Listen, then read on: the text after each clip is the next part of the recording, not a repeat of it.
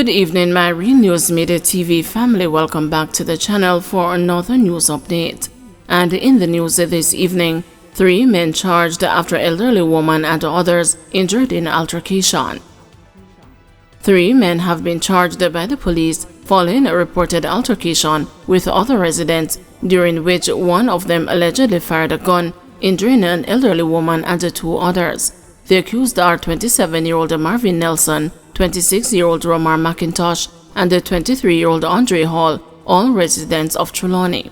They face charges of wounding with intent, shooting with intent, possession of a prohibited weapon, possession of ammunition, and using a firearm to commit a felony. Reports indicate that around 2 a.m. on Tuesday, June 4, the men were involved in an altercation with other residents on Paradise Street in Clarkstown, Trelawney. During the confrontation, one of the accused allegedly fired a gun, injuring an elderly woman and 2 other men.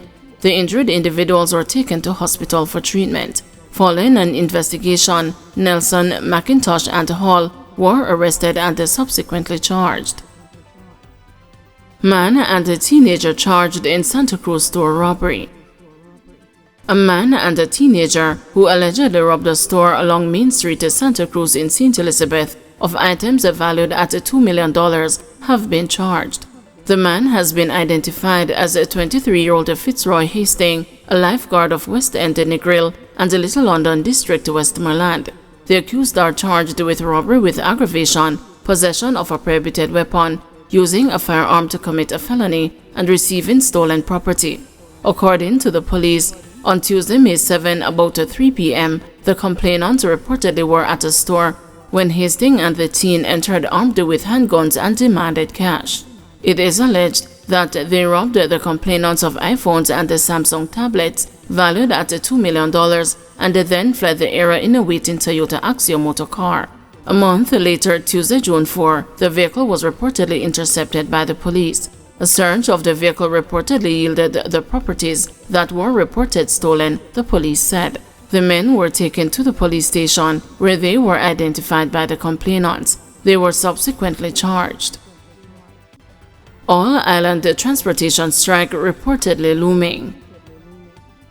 Following a meeting on June 5 involving stakeholders and the Island Traffic Authority, an island-wide transportation strike is reportedly looming, potentially triggering the reinstatement of driver's license suspensions due to accumulated demerit points. In response to the recommendation, operators have threatened to withdraw their service come Monday, June 10 for 5 days. Transportation Minister Darrell Vaz has said that he is fully aware of the intention of some operators to strike, describing the proposed action as premature in light of an upcoming meeting scheduled for June 11 to fully ventilate such matters. There has been misinformation being circulated by misinformed persons agitating for disruption on the transport sector, said Vaz in a tweet. As always, I use the 3 C's in my approach: consultation, collaboration, and communication, he added. Similarly, President of the Transport Operators Development Sustainable Services, Egerton Newman, has sought to dissuade members of his grouping from participating in the strike action. We have seen no reason whatsoever to participate or give support to any plans to withdraw service on Monday, June 10, 2024, which we understand will last for 5 days, said Newman in a release.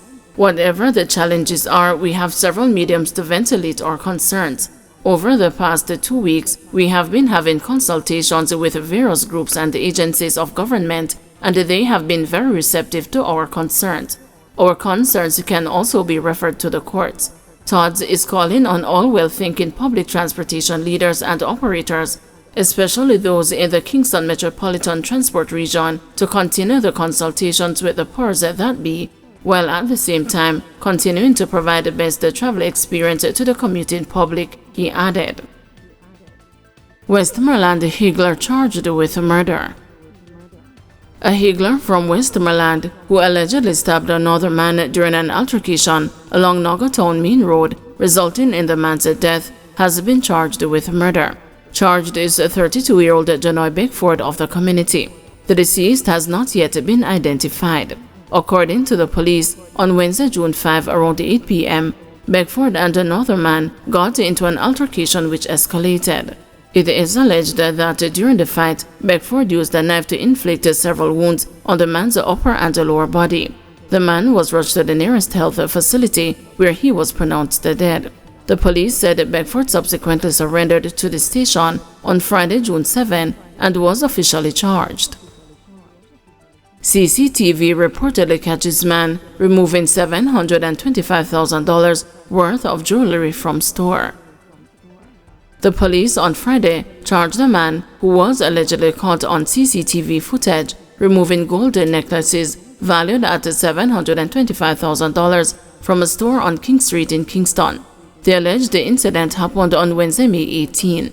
The accused is 35-year-old Dwayne Powell of Tivoli. Powell is charged with a simple larceny.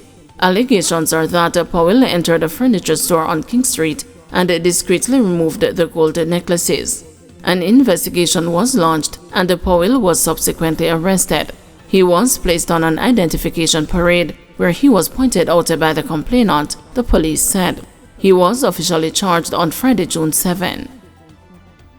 Airport ramp attendant on cocaine charges jailed for 9 months.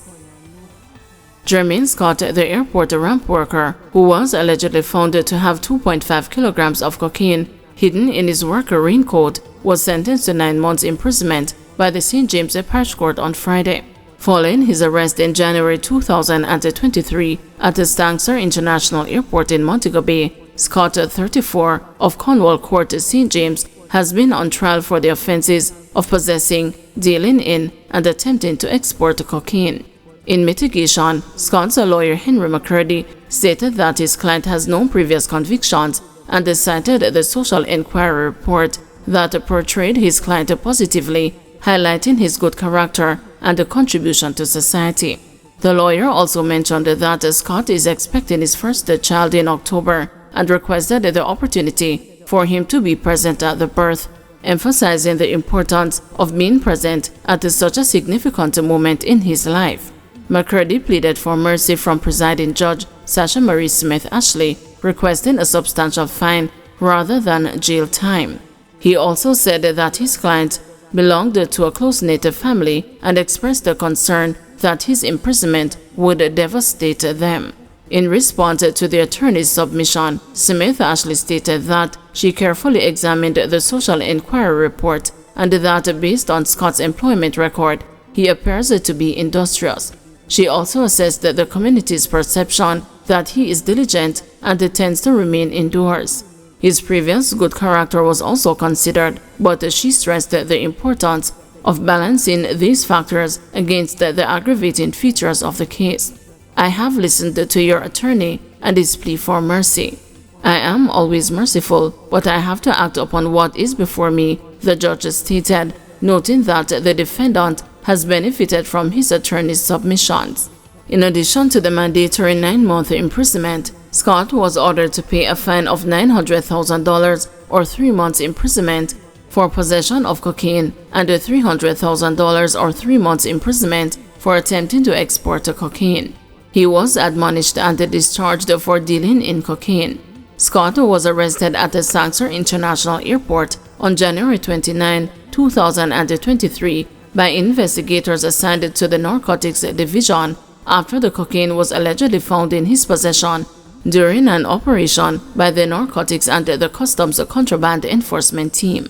The cocaine reportedly had a street value of approximately US $125,000 or 19.2 million Jamaican dollars.